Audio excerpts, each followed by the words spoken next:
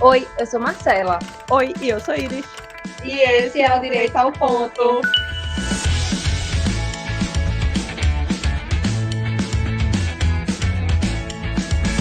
Oi, gente, sejam bem-vindos a mais um episódio do Direito ao Ponto. Hoje nós temos um convidado especial que vamos falar sobre um tema difícil, né? Nunca é fácil, mas que é necessário.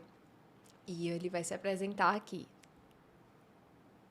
Boa tarde, prazer estar com vocês aqui, Marcela, Iris. Vamos começar pela apresentação. Meu nome é Glauber Leitão, eu sou médico, oncologista. Atualmente sou professor da Universidade Federal de Pernambuco, do curso de Medicina. Atuo no Hospital das Clínicas já há alguns anos, já fui chefe da unidade de oncologia. Atualmente eu estou chefiando uma divisão chamada de linhas de cuidado, e a gente continua também atendendo na oncologia, na oncogeriatria. Enfim, é um prazer estar com vocês aqui. É um prazer enorme, doutor Glauber. É realmente uma honra. O senhor é uma referência para a gente. E não só pra gente, né? Eu acho que para o o estado inteiro.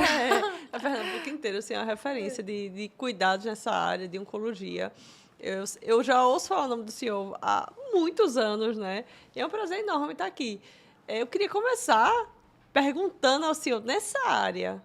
Eu vi uma reportagem recentemente, talvez coisa de uns 3 meses atrás, dizendo assim, que a expectativa, a gente está falando isso do almoço hoje, eu e Marcela, que 70% das pessoas venham a ter câncer em algum momento. Como é que está sendo esse diagnóstico? É o diagnóstico que está crescendo? É a informação que está crescendo? Ou é realmente um aumento no número de casos que vem ocorrendo? É uma pergunta complexa.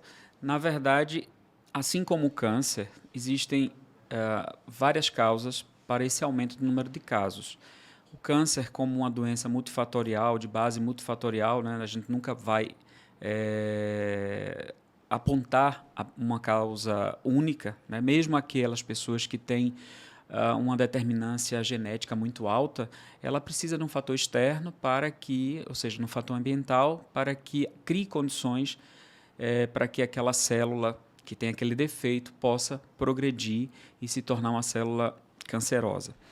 Nós estamos vivendo um momento de grandes mudanças no perfil das pessoas, assim, eu diria, no estilo de vida, nos hábitos alimentares, nos hábitos de trabalho, e isso tem proporcionado também a exposição a fatores que podem estar aumentando a incidência de câncer.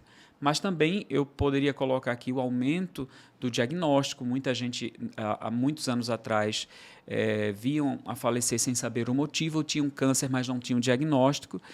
E nós, independente disso, também estamos vendo um aumento do número de casos cada vez mais precoce na história natural das pessoas, assim, uma idade mais jovem. E isso também é por conta desses fatores, maior exposição, estresse que é muito alto, estresse de todos os níveis, né? Mas, lógico, não é somente devido ao estresse, ou devido a fatores emocionais, ou devido a causas genéticas, precisa criar condições, por isso que o câncer é uma doença multifatorial. Eu já peço logo licença aqui no episódio, porque por muitas vezes eu vou ficar assim, ó. Tipo, mexe comigo de verdade esse assunto e eu sou muito assustada. Eu acho que eu vou ter algum dia e que vai ser já e que, ai meu Deus do céu, eu tô, sabe? Tipo, é uma coisa que me assusta profundamente. É até pauta da minha terapia.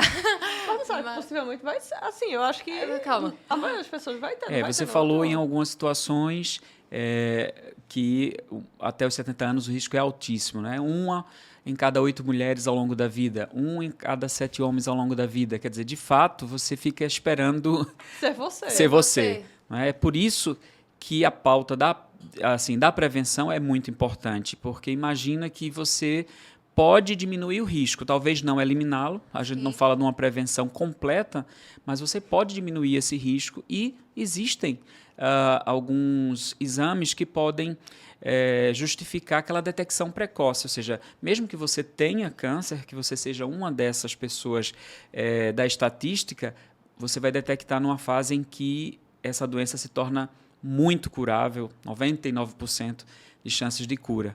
Então, não é só o fato da prevenção, mas também de buscar detectar essa doença na forma mais precoce.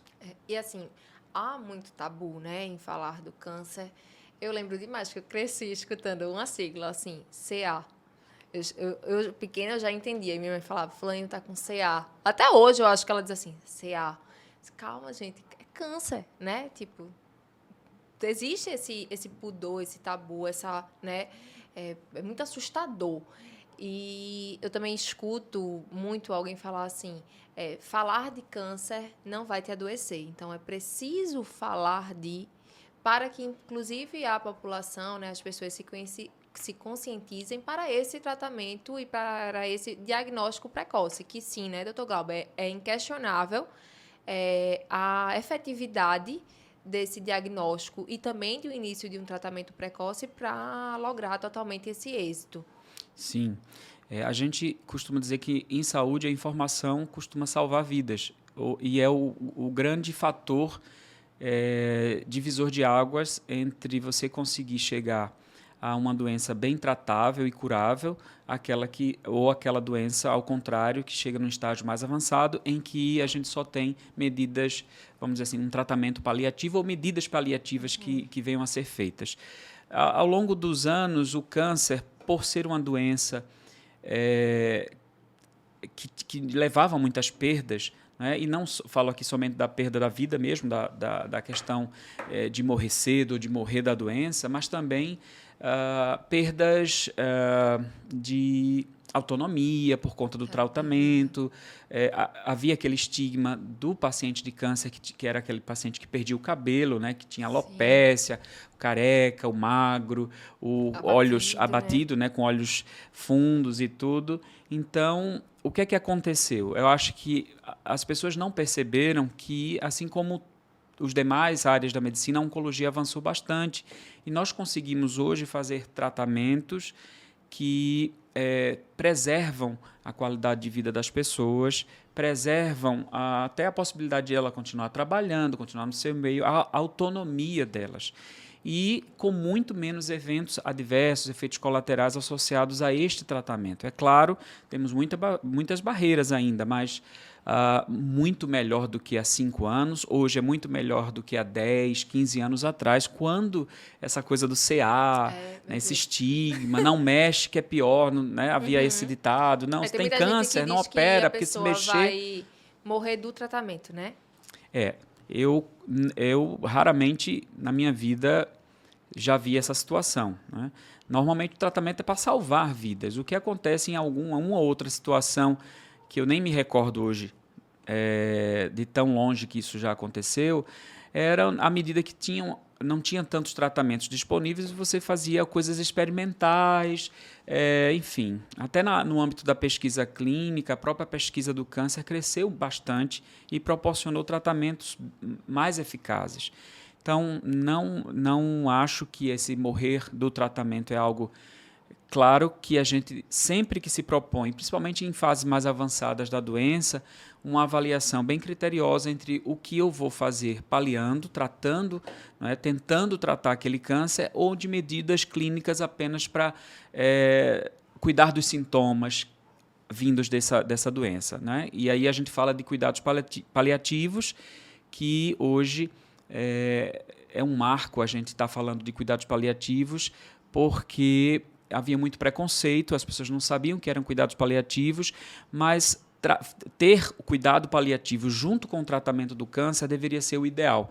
O cuidado paliativo nada mais é do que trazer uma proteção contra os sintomas da doença ou dos tratamentos. Então, você dá um suporte clínico para proteger aquela pessoa dos sintomas, né? E, claro que, ao final... numa situação bem avançada da doença, se a ideia é controlar e chega um momento que você não consegue mais controlar, fica só o cuidado paliativo, que é uma medida que nós temos que trabalhar muito ainda no país, porque a gente não pode mais admitir que pessoas tenham dor por conta de ter câncer em fases avançadas, não tenham acesso à medicação para náusea, vômito, enfim, para aqueles sintomas que abalam muito mexe muito com o emocional das pessoas que estão envolvidas e principalmente do paciente, né? Que ninguém precisa sentir dor. Nós estamos em 2023 e isso não é mais, vamos dizer assim, imaginável. Então, a gente, claro, nós temos muito a avançar, mas as pessoas hoje não precisam mais ter aquele estigma, aquele medo do oncologista. Ah, vou no oncologista, nossa. Não fala, né? Existia aquela coisa da conspiração, a família levava o paciente, todo mundo ficava atrás, assim, não fala, né? Não deixa ele saber. Não né? deixa ele saber, diz que é outra coisa. mesmo. Então, isso fazia muito parte do nosso cotidiano. Hoje, cada vez menos, graças à informação, a pessoas que, como vocês, têm essa intenção de levar à população esclarecimentos. Isso é muito bom. Doutor, essa consulta oncologista deve ser preventiva ou não? Ou a pessoa descobre que está com câncer, de repente, no exame de imagem, enfim, e vai ao oncologista depois? Ou preventivamente ela já vai ao oncologista? Você me falando agora sobre isso faz com que eu lembre palavras de um grande geneticista, oncogeneticista, amigo nosso, Casale. Ele falava que havia um perfil diferente das pessoas que visitavam oncologistas, por exemplo, na Europa do que no Brasil. O Brasil tinha aquela medida mais de tratamento. Quando descobre, né? Quando descobria ou era encaminhado por um cirurgião que fazia uma biópsia, operava e encaminhava para o oncologista. Né? Por que não a gente visitar um oncologista para a gente saber assim, quais os exames que eu preciso fazer para uma detecção precoce? Parte disso é porque o número de oncologistas no país ainda era baixo.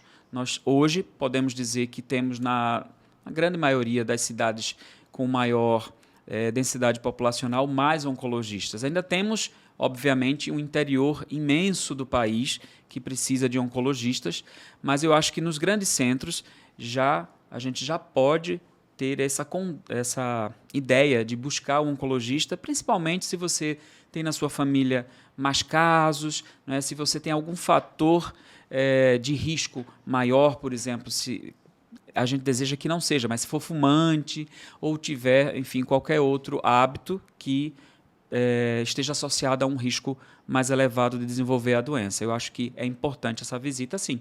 Pode ser, talvez, uma nova forma de encarar a visita a um oncologista nesses próximos anos. E assim, a gente trazendo agora, né, especificando mais o tema, para trazer para a seara do câncer de mama, que seria aqui a nossa ideia, a nossa pauta. Né? Eu sei que é uma pauta que não tem como se findar, né? Não é algo pouco nem pequeno, há uma infinidade. Inclusive, se a gente for falar de uma medicação, são várias, né? Cada uma específico para cada um. Mas sim, é inquestionável que o tratamento ia fazer, né, ter a questão da prevenção e esse diagnóstico precoce é extremamente efetivo. Mas aí, quando a gente tem ali o diagnóstico, né, vai depender de grau, de tipo, né? Existe tipos, né, de câncer. Eu sou leiga um pouco também, mas eu sei que existe, eu não vou saber agora vários nomes, mas essa é justamente a ideia da minha pergunta. Começava com o exame, que é aquele BRCA, né? Meu Deus. Isso. Inicia, né? Na verdade, quando eu acredito que vocês estejam aqui já focando no câncer de mama. Isso. Né?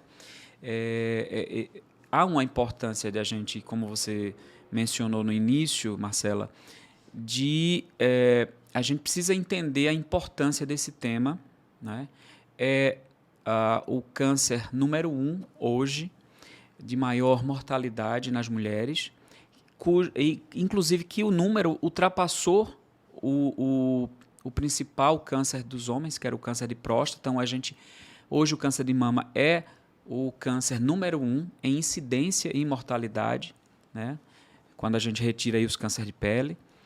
E isso já era uma tendência mundial e que agora também é uma realidade no Brasil. Os dados do ano de 2022, mas com previsão de incidência para 2023, que é esse ano, e os próximos 2 anos seguintes, é de que nós vamos ter um diagnóstico de câncer de mama maior do que o câncer de próstata, correspondendo a quase a 1/3 dos casos de câncer na mulher. Então, isso é extremamente importante, né? Eu havia falado antes, 1 em cada 8 mulheres ao longo da vida vão ter o diagnóstico de câncer de mama.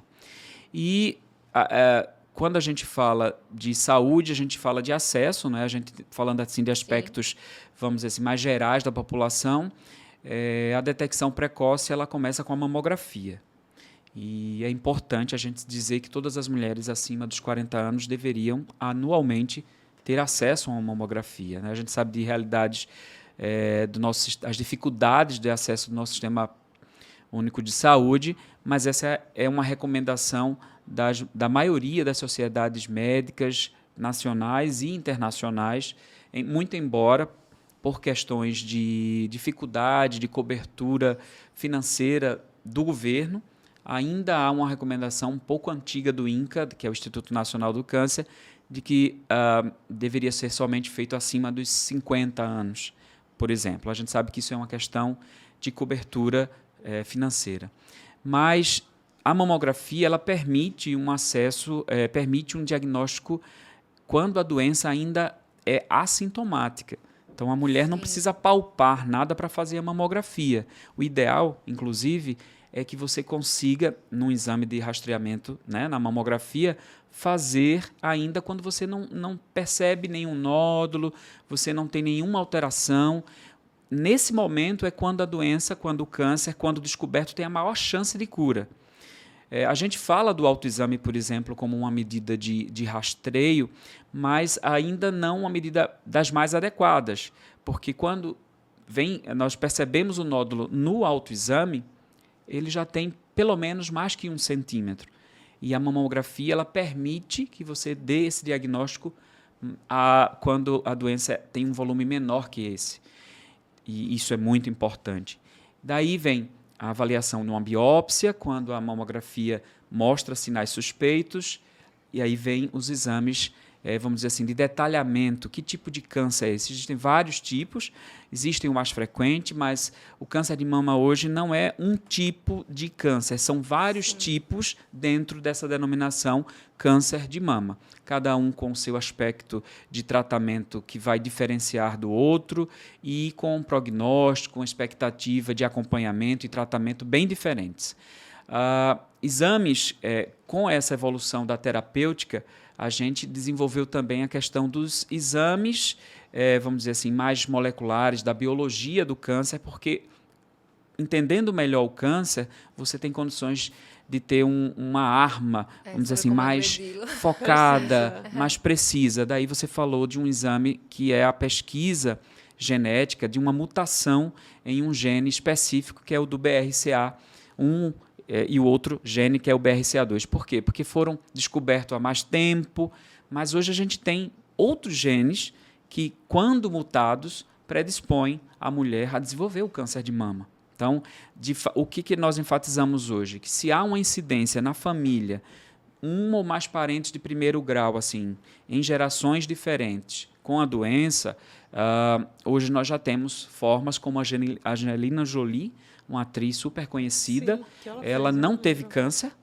mas pela sua história clínica, por ter parentes em 2 níveis, né, parentes de primeiro e segundo graus com a doença, ela foi alertada por um oncologista e ela fez um exame, um teste genético e conseguiu ver que tinha uma mutação nesse gene BRCA. Ela conseguiu prever esse alto risco e tomar as medidas adequadas para não desenvolver a doença. Então, esse é um bom exemplo, o exemplo mais bem sucedido de como nós podemos hoje evitar com a descoberta dessa mutação, dessa parte genética, vamos dizer assim, bem conhecida. Quando a gente fala na questão multifatorial do câncer, fatores ambientais, seria o quê? Alimentação, exercício, estresse? Isso, são fatores relacionados à pessoa, né? Por exemplo, fatores hormonais, ser homem ou ser mulher, idade, a exposição a outros fatores como radiação solar, né? Radiação solar, alimentação, fatores emocionais, que também hoje nós sabemos que estão vinculados a uma redução da imunidade e, com isso, uma abertura para que a célula tumoral ela possa se desenvolver. Enfim, são fatores relacionados ao ambiente, ao indivíduo, né, e à sua própria carga, vamos dizer assim, genética, que pode, em conjunto, predispor. Assim, é possível, né, concluir que, primeiro, o autoexame não substitui a mamografia, né? Sim. Eu sou meio exagerada, tá? Eu tenho muito medo de tudo.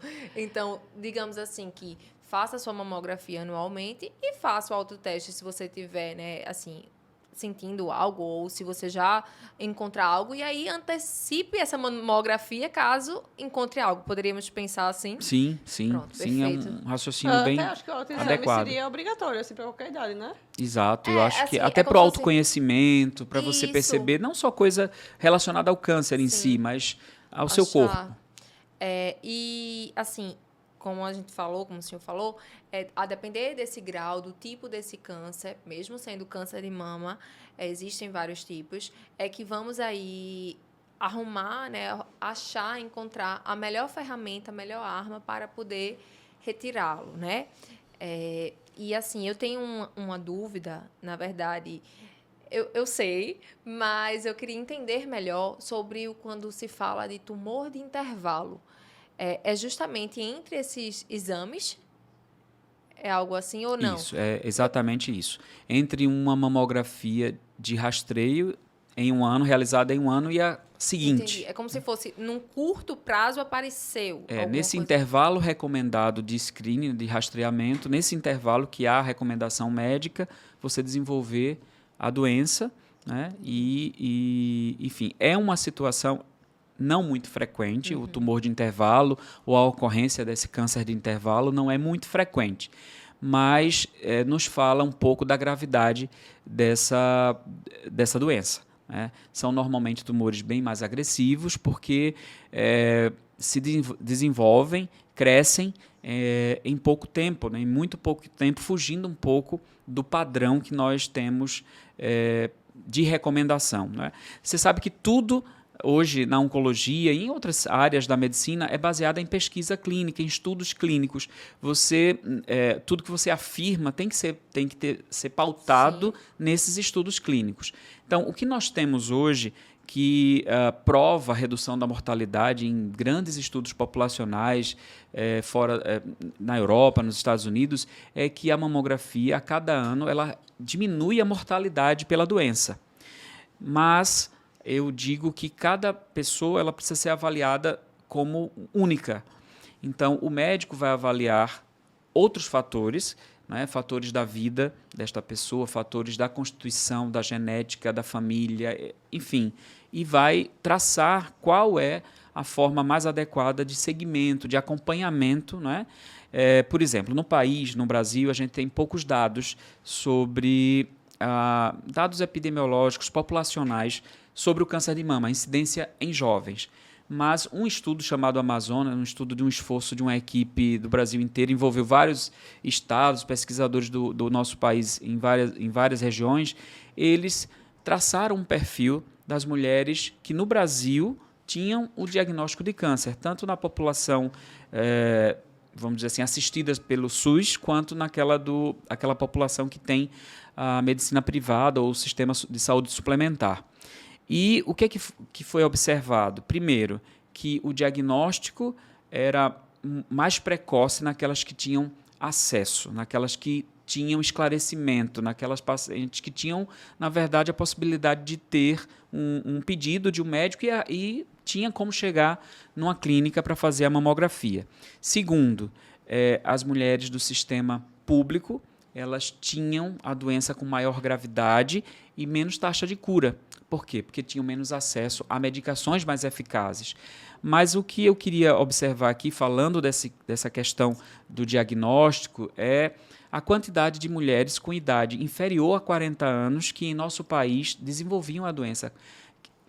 Esse diagnóstico, nessa faixa etária, chegava a quase 15%. Então, é preciso a gente entender que esse perfil ele pode mudar, essa avaliação médica, dependendo das características da pessoa, ela pode, inclusive, recomendar exames em idades mais precoces, tá? Então, é uma coisa muito importante a gente saber falar do autoexame, mas também hoje trazer a informação de que existem outros recursos hoje disponíveis para que a gente avalie e trace o melhor painel, vamos dizer assim, de acompanhamento para aquela pessoa única que está ali diante na consulta com o especialista. O ultrassom seria uma ferramenta adequada para quem tem menos de 40 anos ou não? Era o que eu ia dizer, assim, porque a gente, como eu disse, não é que você vai esperar fazer 40 anos para fazer o primeiro exame na sua mama, né? A gente, desde nova, muito nova, a gente já faz, exatamente, anualmente, né? Ou justamente, talvez, de um período mais curto, se tiver alguma indicação, o exame da ultrassom mamária. E aí seria assim, pronto, encontrou, sei lá, alguma coisa, né, alguma alteração aqui, aí a gente vai ou para uma biópsia ou para a própria mamografia. Então, Iris, Iris e Marcela, né? A Iris levantou um questionamento muito interessante. Quando é que eu devo fazer a mamografia e quando é que eu devo fazer a ultrassom e por que algumas pessoas é indicado, inclusive, fazer as duas coisas?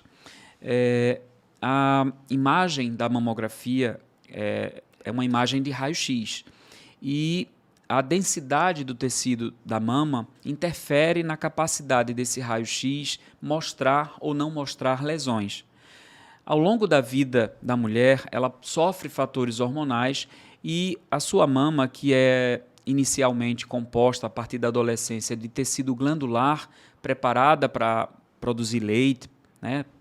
No caso, para a amamentação, ela passa por uma transformação, uma alteração hormonal que esse tecido que era glândula vai mudando para gordura, vai havendo uma transformação e uma substituição por tecido gorduroso. O tecido gorduroso ele é muito bem visto pelo raio-x. Então, a mamografia ela é muito boa para avaliar a mama que é lipossubstituída, que tem a gordura substituir o tecido glandular. As mulheres mais jovens, pré-menopausadas, aquelas mulheres 20, 30 anos, 40, até os 40 anos, essa substituição do tecido glandular pelo tecido gorduroso é pouco frequente. Então, não é que você não possa fazer uma mamografia antes dos 40 anos. É que, na maioria das vezes, você não vai conseguir ver bem, você não vai ver com detalhes, você não vai conseguir ter a informação precisa. Aí a gente usa um outro recurso, que é a ultrassonografia. Mas a ciência está avançando e agora a gente já sabe que nessas mulheres em que a mamografia não ajuda, ou naquelas que têm um alto risco por ter uma mutação genética, você combina a ultrassom com a ressonância magnética das mamas. Já se sabe isso e já há vários consensos e médicos internacionais que nessas mulheres que têm, por exemplo, um histórico familiar muito elevado ou presença de uma mutação genética que determine um alto risco, não somente o ultrassom seria necessário, mas também a ressonância das mamas. Então, depende do caso, depende da constituição dessa mama, você vai mudando o exame ou indicando o exame mais adequado. Quem seria, se a gente não faz aqui no Brasil, preventivamente, a consulta oncologista, quem seria o médico responsável por prescrever o exame correto aqui?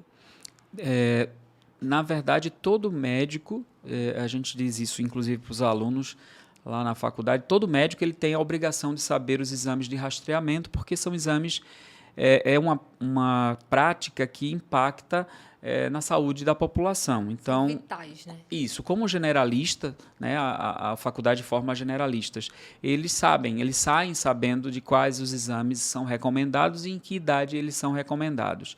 Mas eu diria que, particularmente na saúde da mulher, isso é muito mais ligado desde os primeiros, vamos dizer assim, desde o início da idade sexual ou até antes disso, ao ginecologista. Né, ao ginecologista que vai fazer o primeiro exame, vai fazer esse exame, vai indicar os exames iniciais temos o mastologista, que é o especialista, né? Aí já estamos falando de uma pessoa que estuda exclusivamente as doenças da mama, que é o mastologista. Então, mas nessa linha da prevenção, eu acho que o ginecologista e o mastologista seriam os especialistas mais linha de frente. E quando a gente fala de câncer de mama, a gente pode assim dizer que, em sua grande maioria, ou todos, são os cânceres primários, assim, tipo, por exemplo, sempre que, eu sei que nunca pode ser sempre, né? É algo muito pesado, mas assim, fui lá, tô com diagnóstico de câncer de mama. Esse é o meu câncer primário, ou pode ser que ele seja já tipo uma metástase, ou não, sempre praticamente, justamente começa ali na mama e vai para outro lugar, outro órgão. Na maioria das vezes, na grande maioria das vezes, sim, o primário é da mama. E essa biópsia auxilia muito ao patologista, que vai ser aquele médico responsável em analisar aquele tecido, fazer o laudo, né? Dizer o resultado do que nós estamos tendo ali.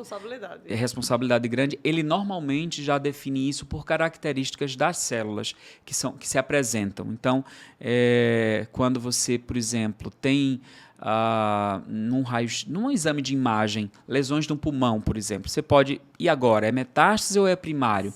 Então, essa biópsia, a análise dessa histopatológico, a gente usa esse nome anátomo patológico, histopatológico, pode dar essa informação, se é primário daquele local ou se veio de um outro local. E, hoje em dia, a gente já tem até mais exames sofisticados, exames que olham o DNA, a alteração, se é uma alteração de um exame, de um tumor que nasceu no próprio pulmão, por exemplo, originário, primário do pulmão, ou se é de um outro órgão, de uma outra região. Mas, no caso do câncer de mama, falando especificamente de lesões da mama, normalmente são lesões primárias. Grande maioria, né? Quase a totalidade. E aqui a gente está falando de metástase, né?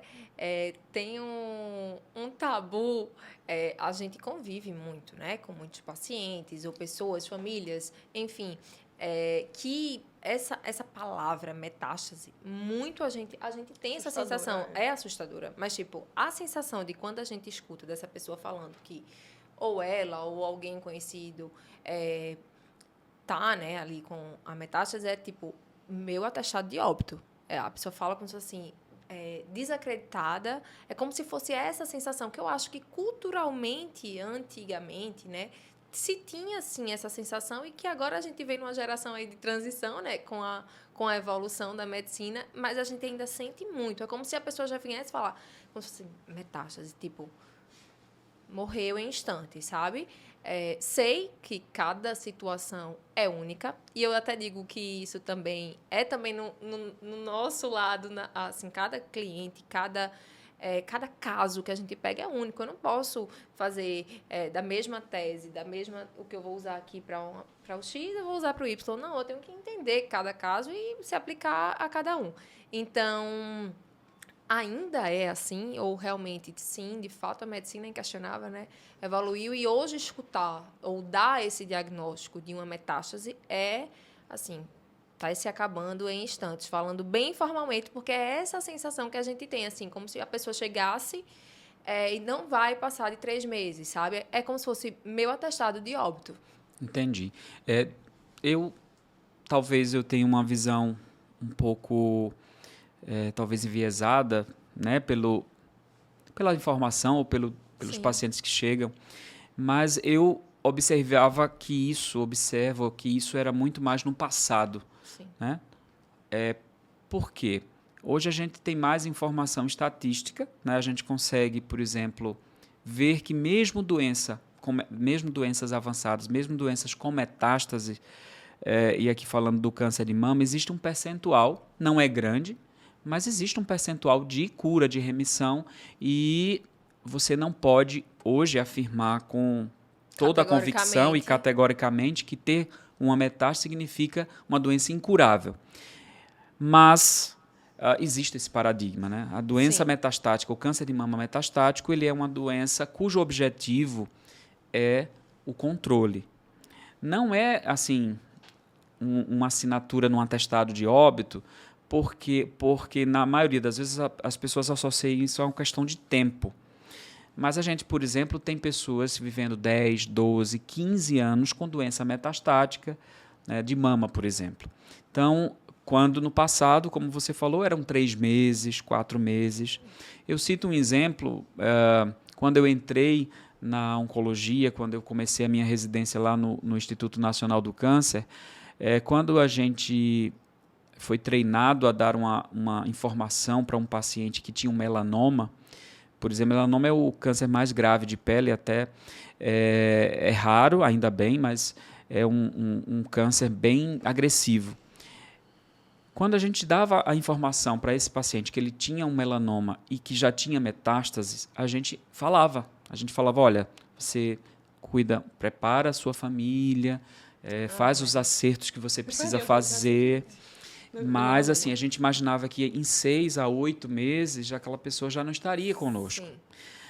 Hoje, o melanoma metastático, você tem uma taxa, inclusive, de cura, né? Cura com a doença metastática por conta de novos tratamentos, como a imunoterapia, terapia-alvo, que você vive no mínimo aí 2, a média, a sobrevida mediana dessas pacientes que têm doença metastática, quando tratados adequadamente, tendo acesso às medicações corretas, elas vivem uma mediana de 3 anos, enfim, muito mais. Né? Tem indivíduos mesmo que ficam curados, a doença não voltou depois do tratamento. Né? Mesmo as metástases sumiram e não voltaram mais. Então, essa mesma abertura que nós tivemos com a imunoterapia no melanoma, a gente está vendo no câncer de pulmão, a gente começa a ver em câncer de mama, né? Mas como você falou, uma quebra de um paradigma. Isso. A gente está vivendo numa fase de transição da quebra desse paradigma. Somos uma geração de transição, né? E veja o poder da informação. Quem chega, né, com essa sensação, ela não tem acesso a essa informação de que a medicina evoluiu, dados, estatísticas, aquilo ali muitas vezes é uma tranquilidade na alma e no coração que, inclusive, esse paciente precisa, né? E aí foi e é um dos nossos intuitos de criar justamente aqui esse canal para que as pessoas tenham esse acesso à informação, porque é difícil, né? A gente não vive num mundo ideal, nem num país ideal, de que todo mundo tem o acesso efetivo e seguro, né? Porque também hoje em dia tem muitas informações a todo momento, e até que ponto está tudo válido. Enfim, mas... Eu queria perguntar uma coisa. Pergunta. É porque eu já ia trazer o assunto da saúde mental, que eu falei agora, né? Da paz no coração. Sim. Fala. A fé faz diferença no paciente? Faz, e a gente já tem documentado isso através de estudos clínicos. E houve um experimento em que as pessoas, por exemplo, um grupo de pacientes que meditavam, ou oravam, ou cantavam, eles foram avaliados em comparação com um grupo que não tinha a prática da oração, por exemplo, ou de algumas práticas religiosas. Crenças. E o que foi mostrado muito bacana, que esse fator, né, em isolado, fazia diferença na sobrevida. Imagina, no sucesso de um tratamento. Então, a gente diz hoje que a prática, a vivência da sua espiritualidade, mais do que uma religião, porque você precisa praticar, acreditar, né? Não só medidas externas de frequência a um culto ou isso ou aquilo, mas essa espiritualidade, ela já é um fator que está sendo incluído nas equipes que dão assistência aos pacientes com cuidados paliativos ou em tratamento do câncer. Dada a importância dessa questão da espiritualidade para os pacientes. Então, aquele paciente que chega no consultório, que acredita que vai dar certo, que tem uma fé, vamos usar esse termo, né, que vai funcionar, né, ele já começa na frente. Já começa na frente porque ele atravessa uma fase de tratamento de uma forma mais otimista, mais positiva, e isso ajuda na questão do controle dos efeitos colaterais, eventualmente, que aquele tratamento pode trazer, mas também na eficácia do tratamento. A gente estimula, inclusive, no consultório, nas conversas, o paciente buscar essa espiritualidade, sem julgamentos, Sim. mas essa fé, essa crença, internalizar essa espiritualidade. E, assim, lógico, né? É do paciente também, mas eu acho que tem muito também desse médico ali, tipo, segurar a mão e vamos juntos, né? Eu sempre falo assim, essa palavra, porque é isso, é você se sentir acolhido. Não é fácil. A gente também aqui não tá, mas tranquilo. Não, não é fácil. Não é fácil e ninguém é imbatível ou um super-herói que vai, né? Assim, digo, assim, o próprio paciente, né? É difícil ter um diagnóstico. Você pensa, tem muitas reflexões. Ninguém queria, né? Se for para escolher, ninguém quer. Mas quando você justamente já vem com essa espiritualidade, com essa crença, e tem alguém do seu lado que lhe dá a mão e que diz assim, não é que você vai garantir que vai dar tudo certo, né? A gente vai fazer o melhor para dar tudo certo e eu tô contigo. E aí eu acho que também isso é primordial, né? A gente ter ali esse acolhimento, porque é um momento de extrema vulnerabilidade, né, do paciente ali naquela situação. Uhum, concordo contigo. E aí eu queria até colocar um aspecto que também pode ser até cultural nosso, né? Eu digo, nós brasileiros, nós gostamos do toque. O toque é importante, não é? E eu me lembrei de uma paciente que vem todo ano, ela mora em Miami, ela vem passar aqui, passa comigo e eu falei, mas por que lá tem tantos médicos tão bons, né, oncologistas de renome que a gente encontra em congressos, palestras. Ela disse, olha, eu fui num grande nome, mas eu não senti o toque, ele não me tocou da forma, né? E eu entendi que isso também é a interferência cultural, né? Mas o acolhimento não, isso independe de cultura, independe de país, independe de qualquer local. E não só o oncologista ou o médico, enfim, que está diante da condução daquele tratamento, mas da equipe inteira. Eu fico pensando aqui, vocês estão conversando comigo aqui, fazendo essas perguntas, e eu fiquei imaginando na situação em que o paciente lhe procura a Inês ou a Marcela com a complexidade, por exemplo, diante de uma doença que já tem metástase, diante de uma perspectiva que já não é, vamos dizer assim, das melhores, e ainda com um problema porque não consegue acesso, seja lá com um plano de saúde que não liberou aquele tratamento, enfim, vocês vivenciam esses casos, sabem muito bem o que é isso. Eu fico imaginando como seria se essa equipe não for humanizada também. Sim. Não é? De acolher aquela dor naquele paciente, aquele problema, e saber dizer para ele, não, nós vamos lutar, nós vamos fazer o que é possível, porque a gente precisa, de fato, acolher esse paciente, fazer o que nós temos de melhor, claro, diante, pé no chão, realidade, ok, mas a atitude de quem está ali, ela fala muito, né? E é extremamente importante. A gente costuma até dizer, tipo, até em questão de horário, né? Eu, quando fiz a faculdade de Direito, eu nunca pensei que eu ia saber de doença, de remédio, nada, né? E hoje eu me vejo muito, assim, muita gente diz, médico não tem hora, né? Médico não tem hora, até porque também se trata de vida. Eu acho que até também é um conflito muito interno ali do médico, eu fico pensando como é que ele vai viver a vida dele. Enfim, né? Não seria essa a pauta, mas hoje eu me sinto também sem hora. E é essa sensação, né? A saúde não espera. Né? Não espera um acesso a um tratamento. E eu até falei no episódio hoje mesmo que a gente gravou que, às vezes, chega num ponto que passa do poder do próprio médico, que é o profissional apto, competente e capaz de ditar o tratamento para aquele caso concreto, só que como ele vai garantir esse acesso a esse tratamento? Então, hoje a gente vê uma posição que esse médico precisa informar que existe uma via, que seria o judiciário, e a gente chega ainda para além do médico, que mesmo ele sendo, como eu falei, o profissional competente e apto para ditar esse tratamento, ele não consegue efetivar muitas vezes, justamente com algum obstáculo do plano de saúde, ou até mesmo no SUS, né? E aí chega realmente a gente. E eu digo hoje que eu fico assim, oh, meu Deus, sabe? Tipo, eu nunca pensei. Na minha vida, a gente já tem anos, né, de trabalho, mas quando eu entrei lá naquela faculdade de Direito, eu não pensei que estaríamos tão interligados.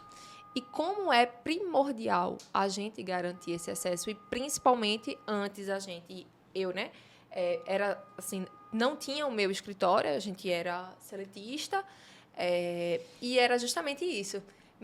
O que eu pensava, eu não enxergava essa possibilidade de empreender e ter o meu, mas quando eu enxerguei que eu poderia, e que poderia ser eu, de conseguir acolher como eu sou, e não seguir muitos formalismos e regras, e uma coisa robotizada, né, que a gente fala muito de advocacia robotizada, sabe, tipo, que bom, que libertador, né, que eu vou poder fazer o que eu acredito da forma que eu acredito. E é primordial, porque sim, assim como em todas as profissões, existe muito atendimento robotizado, seja o atendimento médico, de uma loja que você vai, de um restaurante, de um serviço de advocacia, tudo é atendimento.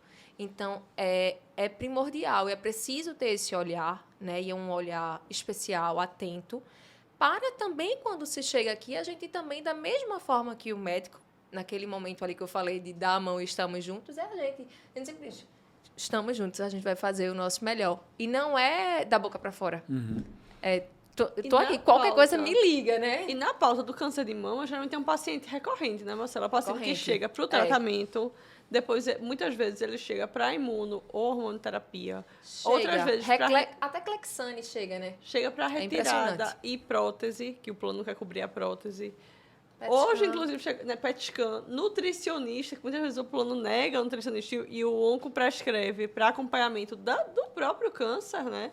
E a melhora da alimentação. Hoje de manhã, eu atendi uma paciente assim, que ela já teve o câncer, já faz a imunoterapia já há uns 2 anos, já colocou a prótese de silicone, já retirou, fez a retirada completa e a prótese, e o plano não quer autorizar o acompanhamento nutricional para ela.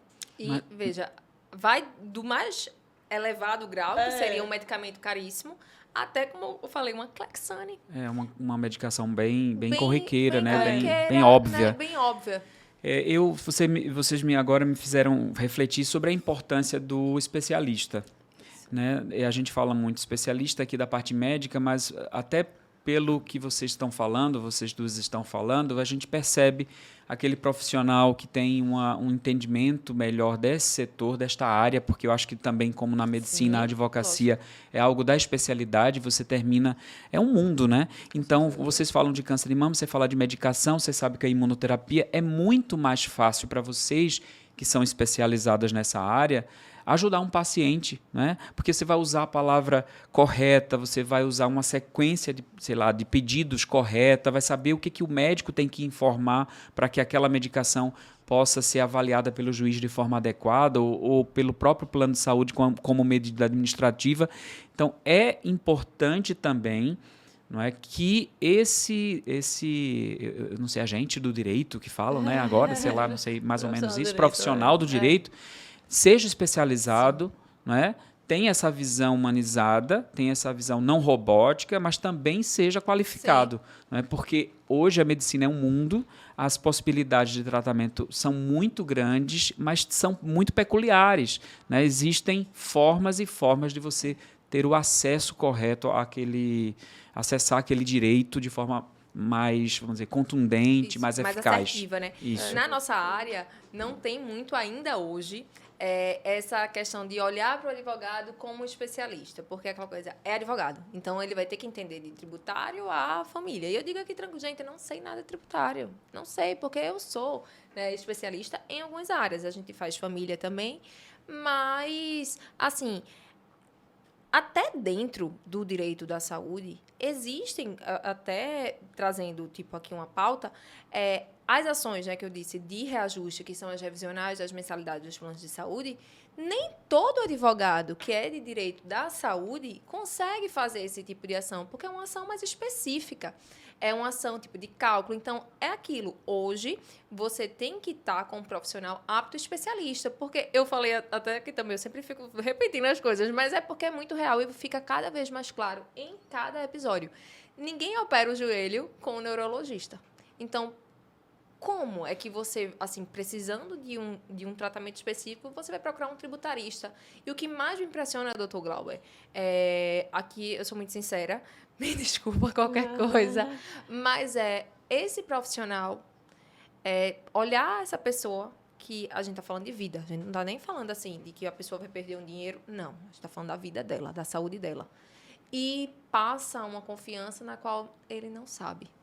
Então, assim, eu digo, é muito importante conscientizar também os profissionais de que é normal, gente, não saber tudo, né? Então, Tudo assim, bem, é né? muito mais sincero, honesto, você dizer que não sabe, encaminhar para um especialista, do que você se aventurar e trazer um impacto na vida e na saúde daquela verdade. pessoa. E principalmente hoje, eu digo isso até dentro da própria oncologia. Sim. Né? Nós temos hoje oncologistas que são especialistas em oncologia mamária, fazem câncer de mama e exclusivamente câncer de mama, né? Como eu me especializei, né? Fui muito para esse caminho, fiz uma pós-graduação, doutorado foi nessa área, meu dia a dia nessa área, estamos nos congressos específicos de câncer de mama, então é um olhar, é uma abordagem, é uma análise mais diferenciada. Sim. Né? É difícil a gente imaginar que se saiba tudo. Não se sabe, porque até dentro do conhecimento câncer de mama, a possibilidade de tratamento, de avaliação, de ajustes que impactariam na cura ou no controle da doença são tão grandes que eu acho que dentro da própria oncologia, e eu acho que isso, como que você falou, tem tudo, está bem alinhado com isso. Dentro do direito, vai ter aqueles que conhecem e entendem o direito da saúde, mas ainda mais que tem subgrupos, né, de conhecimentos que são tão amplos que realmente a gente não conhece tudo. Veja, eu me formei lá no Instituto Nacional do Câncer, terminei a residência médica, a especialização, vou denunciar a minha idade, em 2004.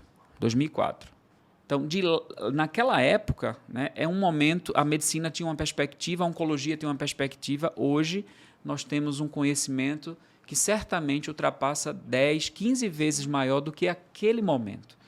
Então, naquele momento, talvez fosse adequado ter um generalista, um oncologista geral.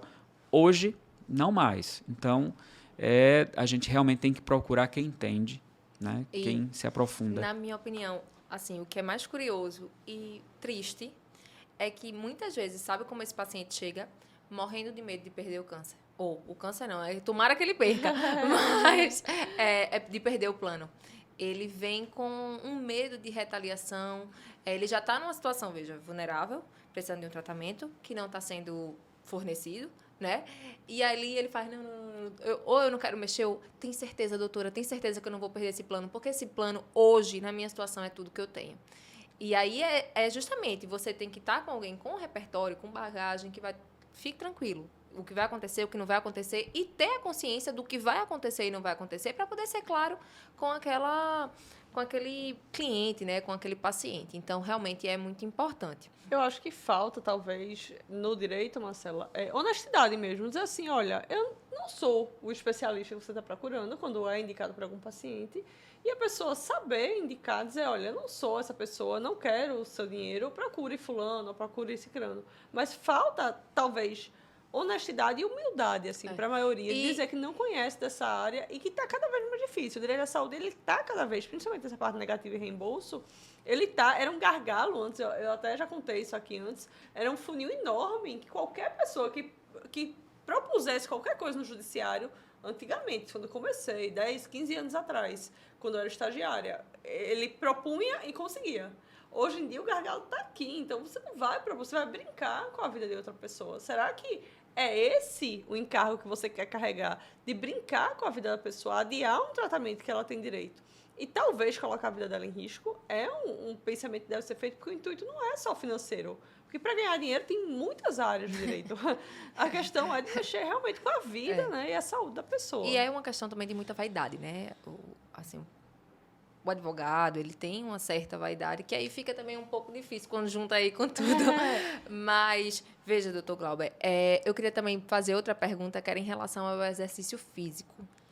muito se fala, né, que, lógico, pratiquem exercício físico, seja, né, desde agora, para pensar aí no seu futuro, sim, é inquestionável. Mas em relação ao tratamento, há também alguma ligação? E, assim, esse paciente tem condições de algumas vezes fazer ou não, outros não têm? Como é essa questão?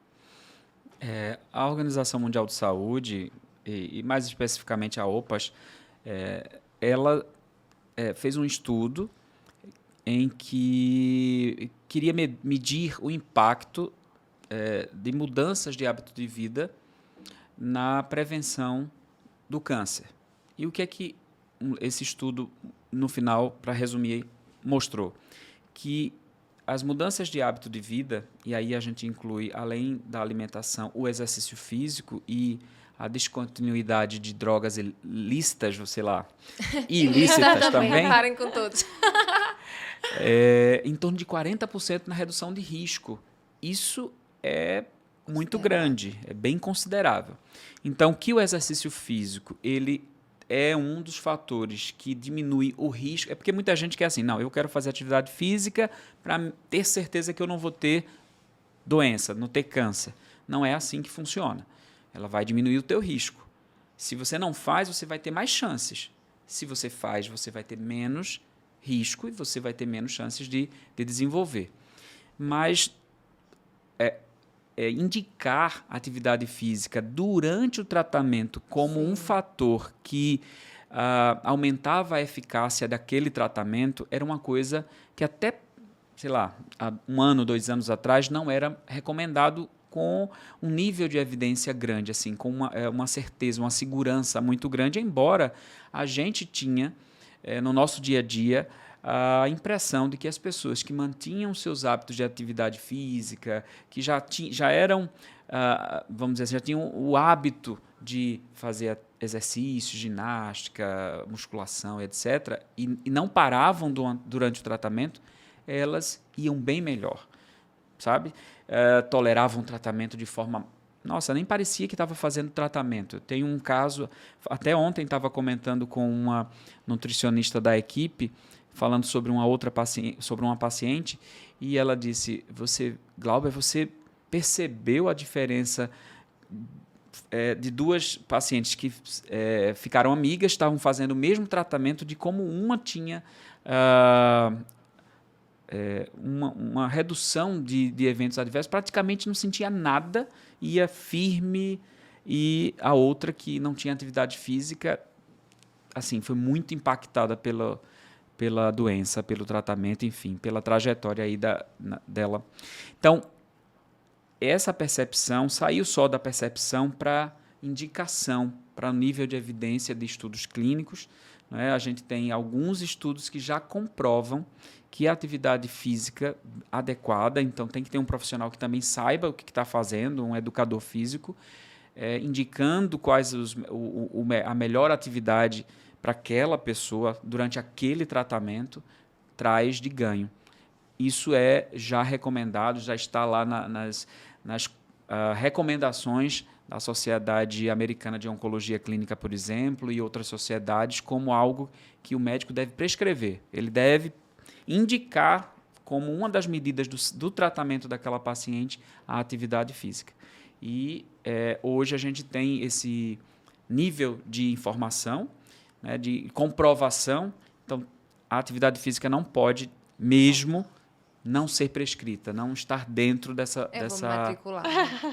Segunda-feira, hoje é sexta, estarei na academia. Doutor Glauber, já encaminhando a gente para o fim. Sério? Eu vou fazer uma pergunta para o doutor. Geralmente eu termino com uma pergunta assim mais polêmica, né? A gente está começando em 2023, aí esse episódio vai ficar aí no YouTube, no Spotify, ao curso dos anos, se Deus quiser. Qual o caso que mais emocionou assim, o senhor? Qual foi a situação que o senhor se viu assim, numa situação que ficou tocado, emocionado com aquele caso? Pode ser bom, pode ser um caso de uma cura inesperada, de repente, ou ruim, de dar alguma notícia ruim, mas o que é que emocionou o senhor nos últimos anos aí? Caramba, que pergunta. Eu tenho Acho que são muitas emoções, viu?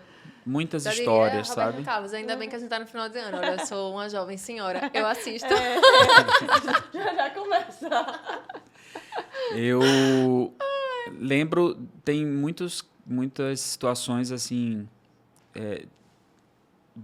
super emocionantes, vamos dizer, em que você teve sucesso, mas também tem aquelas situações que você não tem sucesso, mas traz um aprendizado, enfim. A gente, como profissional de saúde, a gente não tem essa barreira de não se emocionar, não sentir, não, enfim, a gente é ser humano e passa por todas essas perdas também. É tanto que a gente também precisa se cuidar, né? Saúde mental. Mas eu lembro aqui de um paciente muito trabalhava na clínica onde eu o atendi, ele era funcionário de uma clínica que eu atendi, ele tinha aproximadamente 32 anos, eu acho que na ocasião, e Calma, amiga, tudo bem. quando eu chamei, né, eu vi o nome dele na tela lá para chamá-lo para atender, eu falei, caramba, será que é a pessoa que eu estou pensando? E era exatamente aquele funcionário. E ele entrou para a consulta e disse, olha, não é... O senhor deve estar pensando que eu estou de brincadeira. Não estou. Eu sou, enfim, uma pessoa saudável, aparentemente, mas eu fui fazer um exame, sei lá, por um outro motivo, e descobriram esse nódulo, esse tumor no meu estômago. E fizeram uma biópsia. E eu trouxe aqui para que você visse, porque o médico já tinha que fez a biópsia, ele tinha me prevenido que não era nada bom e eu queria queria ter essa informação e eu vim aqui, eu não falei com ninguém da minha família e eu falei, caramba, eu abri o papel, né, o laudo do histopatológico daquela biópsia, de uma endoscopia, vi as imagens e vi o laudo histopatológico, lá, a biópsia, o que dizia, e era um câncer, né, um adenocarcinoma. E eu falei a gente, no dia a dia, a gente vai aprendendo algumas técnicas de como comunicar, mas naquele momento o impacto sobre mim foi tão grande que eu acho que eu também sou muito transparente nesse sentido, e ele percebeu no meu silêncio, no meu olhar, que não era nada bom. Para encurtar a história, esse paciente fez exames e ele tinha metástases, né, de um câncer de estômago. Câncer de estômago, naquela ocasião, há uns 10 anos atrás, não tinha os recursos que nós temos hoje e ter metástases talvez se enquadre nesse prognóstico muito ruim, só de controle mesmo da doença e um tempo de sobrevida. E ele tinha acabado de casar. E eu lembro que quando ele trouxe esse exame, ele disse, olha, eu queria só ter a chance de ver minha filha nascer, porque ele queria muito ter um filho, tinha recém-casado, já nessa consulta foi com a esposa, e aí a gente passou aquele momento ali muito sentido, mas fomos em frente. E ele fez o tratamento, o tratamento trouxe uma resposta completa da doença, nas metástases, a gente nem acreditava exatamente o que estava acontecendo. O caso dele foi para um estudo em congresso, inclusive, e o que eu posso dizer assim, ele estava curado, assim, não tinha doença em lugar nenhum, a gente foi acompanhando com exames, o PET. Quando a gente chegou a um ano, completamos um ano sem evidência de doença, com os exames, ele disse, olha, agora eu posso ter minha filha, né? Eu falei, bom, eu acho que sim, né? Todo mundo sabe aqui, as cartas estão na mesa, todo mundo sabe tudo, ok. E eu fiquei muito feliz, um dos momentos mais emocionantes foi, sei lá, 9, 10 meses depois daquele encontro ali, ver a filhinha dele lá na maternidade, eu fiz questão de ver, e ele não voltou mais à doença, não viu só a filha nascer, mas viu a filha crescer, enfim, e foi um caso de sucesso, eu vou falar um caso de sucesso, em que houve inicialmente uma percepção que ia ser uma tragédia, né, anunciada de uma pessoa jovem com câncer de estômago, que descobriu ocasionalmente já com metástase, mas que, enfim, conseguiu ficar, né, hoje eu digo que ele está curado, né? Depois que a gente, como oncologista, a gente também tem que ter fé, viu? Tem que acreditar. Claro, com Se ninguém certeza. acredita, quem tem que acreditar é a gente. Então, hoje eu posso dizer que ele está curado. Mas foram anos, vou dizer, anos de desconfiança. A cada PET, a cada exame, a gente ficava ali segurando também, de um lado confiando, de um lado achando que a doença iria voltar. Isso de ter filho é muito interessante. Assim, eu tenho 2 filhos, né, pequenos, um de 2 e um de 5. E Marcela sabe, eu inclusive perdi uma paciente para o câncer, agora tem... Uma paciente não, que eu não sou médica, né? Uma cliente, né? No interior, num câncer no melanoma. Ela era mais nova que eu, 1 ano, eu tenho 33, né? Ela tem 32 anos, ela faleceu, agora tem coisa de uns 3 meses. E eu vejo na minha faixa etária, eu dou muita aula para advogado, enfim, converso muito sobre reajuste, principalmente, e eu vejo o pessoal muito jovem adiando essa decisão, e aqui é um tema totalmente alheio, assim, a medicina e a oncologista, adiando ter filho por sonho pequeno, sabe? Dizendo assim, olha, eu não quero ter filho agora porque eu queria ir para mais festas, porque eu queria viajar mais, eu queria... Só que quando você é mãe, ou quando você é pai, você sabe que aquilo é um sonho muito maior, né, se for, de fato, do seu íntimo, mas que a qualquer momento esse sonho ele pode não se realizar, né? Quantas mulheres eu já não vi sem conseguir realizar o sonho da maternidade, não só por ter adiado, mas de repente interrompido por alguma doença, um câncer de ovário, enfim, tirando o útero. E aí a gente vê, assim, nessa questão de maternidade e paternidade, me toca bastante, né? Eu tive filho com 27, nem era tão jovem, né? Para padrão da medicina não era jovem, mas hoje em dia na sociedade é relativamente jovem escolher ter filho aos 27, ainda mais porque naquela época, Marcelo sabe com muita tranquilidade, e todo mundo está assistindo pode saber também, eu não estava nem financeiramente preparada. Eu estava engatinhando ali, tentando melhorar, mas assim, aquele era o sonho que eu pensava, e se for eu? Eu não estou nem falando só de um câncer, e se for eu? Com alguma doença do útero, de repente eu não consegui, de repente um ovário polimicrocístico, eu tenho dificuldade, eu vou tentar agora. E, assim, maternidade e paternidade, assim, mexem comigo. Eu tento sempre alertar. Marcela já viu várias aulas, então ela sabe que eu tento alertar os alunos. Gente, vocês não têm a vida toda para pensar nisso. E se for você, próximo ano, com câncer? E aí você vai ter que adiar 1 ano, talvez 2 anos, ou, de repente, nem realizar. É verdade. Essa história que eu contei para vocês, para mim, traz 3 lições muito claras. Primeiro, é preciso acreditar, mesmo quando o horizonte não é bom. Você precisa acreditar, e eu acho que parte disso é uma lição até para a equipe que assiste o paciente, né? Tem que acreditar. A segunda lição é que você não pode adiar as coisas, né? Temos que viver o agora, né? Eu tenho um amigo que diz assim, você só tem o agora, né? Você só tem o hoje, esse momento que nós estamos nós 3 aqui conversando é único. Nós só temos, de fato, isso. Né? Então, ter esperança e poder realizar aquilo sem adiar são 2 lições que a gente tem que levar para a vida, porque, como você falou, né? Por que adiar? A gente não sabe o dia de amanhã, será que a gente vai estar aqui? Né? Será que a gente vai ter essa condição mínima que seja de poder oferecer ou de poder cumprir esse sonho? Claro, né? Então... E o terceiro é não desistir jamais, né? Assim, no sentido de que, uma vez realizado, cumprido aquele sonho, os pacientes que têm desejo, que têm objetivo, que têm um sonho, eles sempre vão melhor. Né? Então, não pode não ter objetivo, não pode ter um desejo lá na frente. Você precisa sempre ter um objetivo. Se você alcançou esse, imediatamente substitua por outro. Então, foi o filho, teve o filho, qual é o seu próximo objetivo? Você tem que ter um objetivo. Né? A vida ela fica mais interessante quando a gente vive desse jeito, né? Sempre buscando... Até porque a vida é o hoje, né? A única coisa, como o senhor disse, que a gente tem. E, assim... a gente adia muita coisa. Não só a maternidade, né? Mas eu acho que nossa geração, olha essa geração...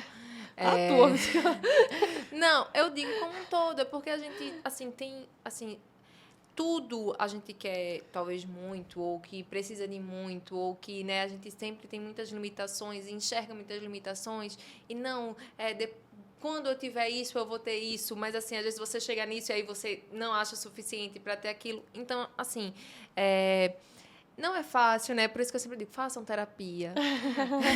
Cuidem da Mas saúde. é porque também é difícil, né? Eu digo que nós somos uma geração que fomos culturalmente educados e ensinados que só morre idoso. Né? Então, quando a gente vê aí, lógico, né? A gente tem uma perspectiva de vida, mas quando a gente enxerga muitas coisas, assim, seja um câncer, um infarto ou uma outra coisa, ou até digamos que uma limitação. Você não sabe, tipo, eu posso estar viva, mas posso estar na cama, né? Eu não sei como vai ser a minha vida, a gente não tem segurança de nada. Por mais que a gente faça, seja o que for, que se alimente melhor e tal, tudo, são coisas que vão diminuir o risco, mas não é uma garantia 100%, né? Então, vivam o hoje, né? Essa eu acho que ficou uma mensagem bem clara Eu acho de que sim. todos também. nós. Mas vamos, então, finalizar? Vamos, doutor Glauber, eu queria agradecer demais o doutor ter aceitado nessa agenda corrida e ainda mais começando esse novo ano, ter aceitado esse convite, ter reservado esse tempo aí pra gente conversar, alertar a população, conversar sobre esses fatores. Agradecer demais, e é isso, né, amiga? Muito obrigada de verdade, viu, doutor Glauber? Aí aqui eu vou finalizar falando assim, eu nunca sei, tá? Eu já aviso ao convidado para não passar vergonha. Curta, Mas curtam, compartilhem, ativem o sininho. Né? comentem, se inscrevam no canal. Se inscrevam no canal e sigam nossas redes sociais, que é @pode direito ao ponto, @Marcela Anes, Marcela com 2 L's. Qual do senhor? @Dr. Glauber Leitão, tudo junto. DR, né? DR Glauber Leitão. E @IrisNB Machado. É isso, Perfeito. obrigada, gente. Obrigada, gente. Até a próxima. Oi, eu sou Marcela. Oi, e eu sou Iris. E esse é o Direito ao Ponto.